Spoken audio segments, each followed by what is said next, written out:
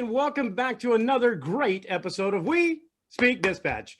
Because if we're speaking dispatch, you should be too. So today we're joined with our very special guest. We have Joe over there. How you doing, Joe? I'm doing excellent. It's a great day here in Iowa. How's the weather? It's still snowing over there? It's still pretty cold, but I'm not going to curse us and say no snow again because we got massive snow the other day, so I'm just going to pass on that. All right. And Glenna, how goes Southern California? It's bright and sunny outside. Fog this morning, which was really weird, but it's nice. That's nice. Cool, And John, like 62. how goes it in your neck of the woods over there? We are calm now. Hey, you would need to explain that one. Yeah, I mean, we know where you work and we know what part of the country you're in near the capital. So it's raucous over there at the moment, or was. So hopefully everything's calmed itself down. So that's a big thing. And here in Middle Tennessee, it's beautiful. The high today was 33. So that's even better. Woo! Woo! Yes, very nippy over here. So, all right. And we're joined with our very special guest. If you're a fan of Showalter and Company, this was a winner of our holiday cheer contest where everybody put in their recommendations of who they should be. And this entire agency was nominated. So we got them on. So go ahead, folks, introduce yourselves. Tell us a little bit about who you are. Go ahead. Kristen Brooks, and I've been dispatching for about 14 years now and started Senatobia in April. So we'll talk about how you started the dispatch center itself in April during COVID, which is always a fun. Wow. And she's joined today with the Chief of Police. Go ahead and introduce yourself, sir. I'm Richard Chandler, Chief of Police for the Senatobia Police Department. I've been in law enforcement for right at 20 years and started as chief here since July. I was assistant chief prior to that. So this year has been a lot of changes for your agency over there. Yeah. It's been a heck of a year for everybody. Wow. So you're located in Mississippi. And how big is your police agency? How big is it? I have 30 sworn officers and then civilian personnel. Okay. And so you did not have a dispatch center up until April of this year. Who was dispatching for you guys at that time? We were going through a central dispatch that was run by the Tate County. Yeah. And it was called the Tate County 911 Center. And then whose idea was it to say, hey, let's make our own comm center? Had to have been a dispatcher. Well, so in Mississippi, I'll try to keep this short. In Mississippi, certain surcharges from cell phones and everything go towards 911, E911, enhanced 911 communications, for addressing and for equipment to dispatch that emergency radio traffic and whatnot. And I don't know if it's the same way everywhere else, but so that's how the center gets its initial funding. And then they charge the local municipalities a rate for dispatching non-emergency traffic. So like traffic stops, welfare checks, just general everyday radio traffic and dispatching and police work. And so the rate that we were being charged hadn't gone up in quite a long time. And it was going to go up very, very significantly. Wow. And speaking with our city government, they asked if it was possible for us to have our own dispatch and what that cost would look like. So we had some discussions about it, and it was my preference to have our own dispatch, basically because it's in-house. It's you do things the way that the standards that you feel they need to be done. Sure. And so after talking about cost and everything, then we decided to jump off the bridge. And what a bridge, what a jump. So And now you don't have to pay per transmission. Yeah. You could actually talk freely. So Yes. Kristen, were you working there at the time? Part-time. I was working Part-time. for a different agency full-time, and on my off days coming here and helping out. And so then they said, we're going to start it. And since you're about the only person in dispatch, did you start like, okay, let's get some people in here and start hiring people? Well, he had already hired people before I got here, and I just trained them. Okay. Did any of them work in dispatch prior to working at your place? Only one. Oh my. Gosh. And you Yeah. trained, you Was it say a lot you of on the just trained job? them, but You trained Yeah. them. Yeah, I Period. trained them.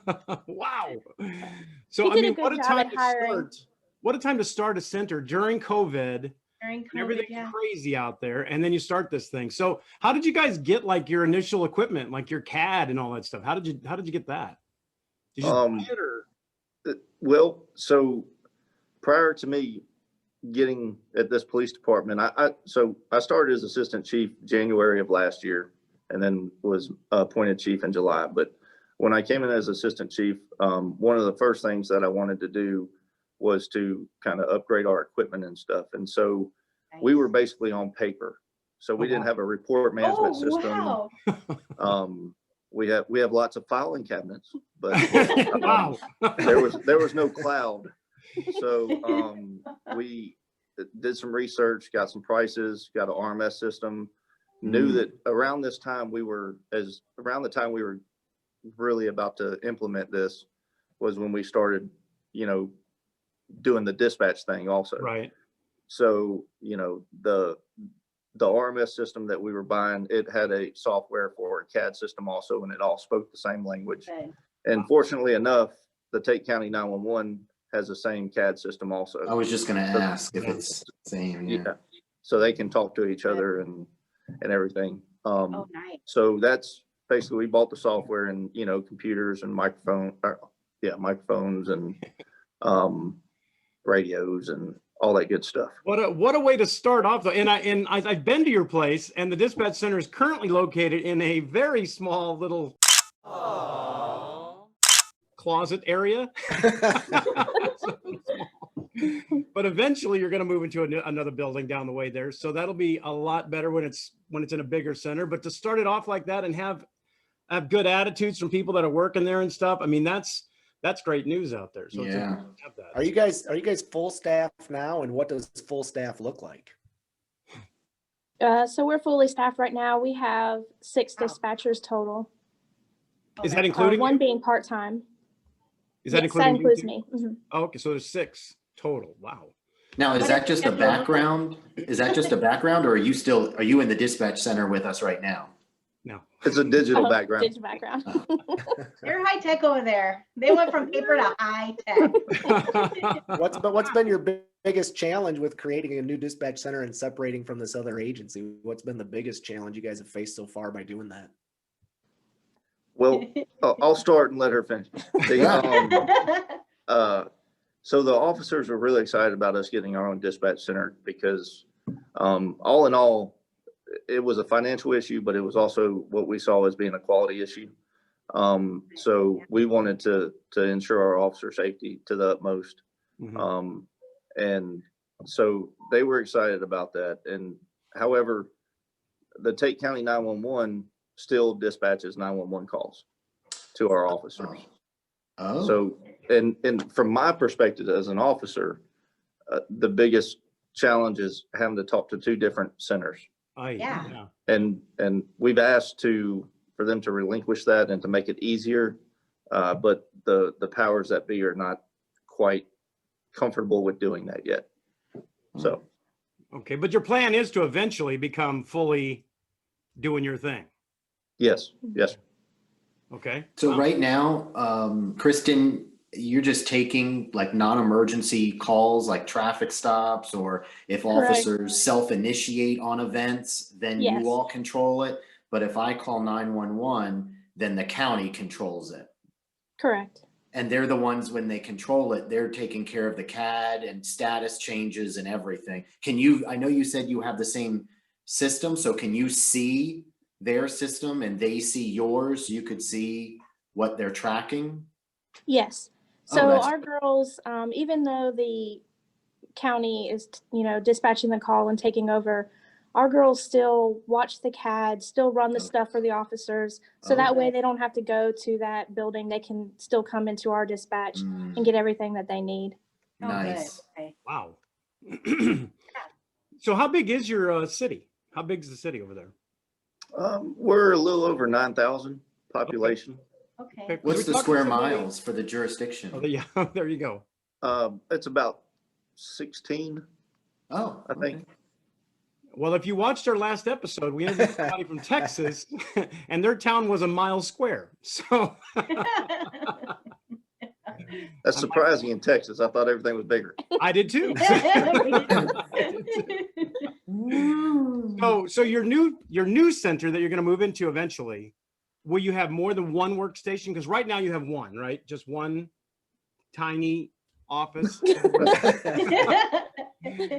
I think Doug's advocating for a bigger center. Well, I'll put a picture up on this episode. You'll see it, and it's just it's small, but it's cozy, I guess. Functional. So They can only fall asleep one way, because if they fall asleep side to side, they'll hit the wall. That's right. Wow. That's how they wake up. Exactly. Exactly it. So what's something you guys want to accomplish in 2021? You're pretty new. You're just getting established in 2020. You've taken on COVID. You've taken on establishing and getting to full staff. What's next? Just getting into our Surviving? new center. Yeah, so when you talk about the new dispatch center, and to answer the last question, it'll have more than one workstation. Yeah. But that new dispatch center is it's located inside of our new police department. So we bought a building in town, and we're going through basically the architecture of it right now and the floor plans, get that finalized, and then we'll put it out to bid and get that renovated. And we'll actually be moving the entire police department over there. So Okay. if we could get that done in 2021, then I would be extremely happy. Yeah. Nice. Yeah. Well, Moving twice in 2 years. It is kind of funny though that you said you started as assistant chief in January and you promoted to chief in July. Yes. I'm scared to see what's going to happen next year. You're the mayor. Yeah. Oh, Whoa. Governor next, and say, here it comes. Well, let me ask you this. How did you, Kristen, it's probably for you too, but especially for you, how did you train people that have never done dispatch Good question. in your center? Yeah. So I was at my previous agency, I was the senior CTO officer. Oh, And at that agency, I created the training program, and I just brought it here and made it adaptable to this city. And we just had a week-long class of going through slides and everything. And we're on paper too back then, right? Yes, and we're on paper log too, which oh. being from my previous agency, I hadn't been on paper log in forever. We only did paper log when the CAD crashed, and that was a scary Right. thing. Tell me And so about it. coming here to retrain on paper log was interesting. Oy, Oh, I gosh. bet. Yeah. Write legibly. That's the worst thing. I hated to go to paper when the CAD would crash because my handwriting sucks. And it's like, people be like, Doug, what does it say? It's a fire or what? I don't know what it is. But I mean, to have 6 people or 5 people come in that have never worked in dispatch, and you give them a week of training and good luck to you. Were they sitting by themselves after that first week? Some of them were. We tried to, the other dispatcher that was certified and myself, we would try to sit with them as much as we could. Oh, good. But we were lucky to have a group of girls that were really eager to learn and just, they're just good. amazing. Wow. That is, And Wow, does- how fortunate. Does Mississippi She's selling have herself the, short a little minimum- bit too, because she also trained, I think, 3 or 4 police officers to Okay. dispatch in the event that, since we only have so many, in the event to fill in if needed. So Wow. she actually trained about 8 or so. Awesome. Dang, that's so cool. See, I 4 told of you which here, being much right more here. hard-headed.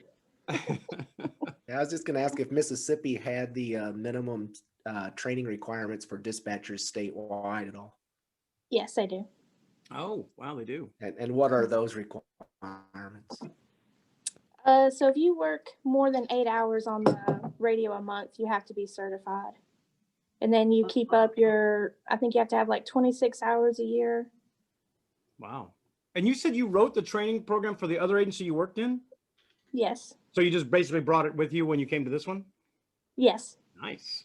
Nice. And just took out the CAD monitor, you know, the pictures, Yeah. and And put added a an piece of index paper. card. Just swap out images with index cards, right? Yeah, every time it said CAD, we're you both got learning pencil. this paper thing together. Or you left it there and said, 2021. That's right.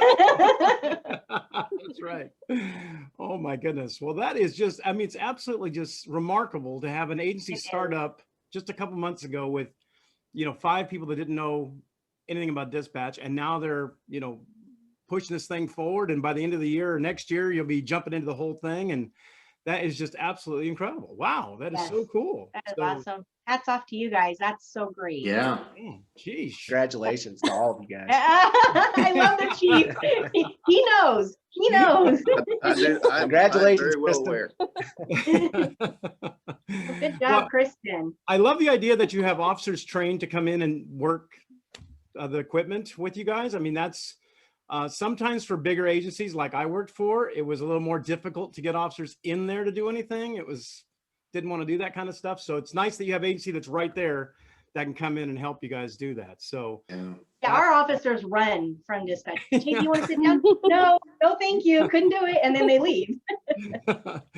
that's why I think it's kind of nice that they could actually come in and cover if Yeah, something I think it's should awesome. happen. So, I mean, we always try to plan for these kinds of things. I mean, the last episode we had, the dispatcher, somebody was choking in their lobby and she had to jump into action with that one. And it's like, you think because it's a small agency, you wouldn't have these kinds of issues. Right. But man, they do pop up. So it's, I mean, just because you're in a small agency doesn't mean you're not going to have as much or as more as craziness as what we've all had working in large agencies. So again, it's just such a great, I'm glad we could get you guys on here today and talk about your agency and give you a good shout out and say, my gosh, you started a dispatch center in the middle of COVID. So I'm so proud of you guys. That's awesome. In Well this done. family, dispatch family. Not only We did are they very start proud it, of that. Doug, but they also reached full staffing in no time. So Yeah. big shout out to them for doing that. Congratulations. We And could we've all been take holding a on to piece of full staff. information and learn from that. So I'm congratulations telling to both you. you guys.